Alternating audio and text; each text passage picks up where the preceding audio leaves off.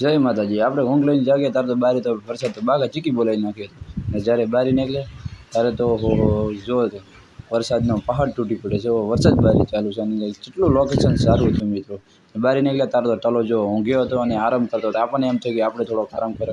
અને આ બાજુ આપણે પુષ્પા દેખ્યું. પુષ્પા કંઈ પડે એમ તો નથી ને કે એક મગા ગભો લટકી ગયો છે, પણ એવું નહોતું, કારણ કે રેડી હતો. અને અમે તો પીઓ લખતો હતો અને આપણે નીકળી ગયા બારી પાસે ઘરની બારી નીકળ્યા એટલે આપણને તો એવું લાગ્યું કે મજા આવે એવું છે. બારી તો અમારે બનાસ નથી થતી હતી, કારણ કે ઓલા દરવાજા મેન દરવાજા ખોલ્યા નહોતા, એટલે અમે માપનો દરવાજો ગામમાંથી ખોલી આવ્યા હતા.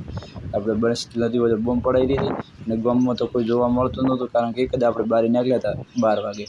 અને જો પવન સાથે અને વરસાદ પણ ચાલુ છે તે હાલમાં. એટલે કોને વરસાદ પણ આવે છે એ પણ કમેન્ટમાં જણાવતા રહેજો. અને બીજું કે વરસાદમાં મજા કોને આવે છે એ પણ કમેન્ટ કરજો. અને કોના અહીંયા વરસાદ છે એ કમેન્ટ કરજો. અને અમારા મિની બ્લોગ સારો લાગે છે લાઈક ને ફોલો કરજો.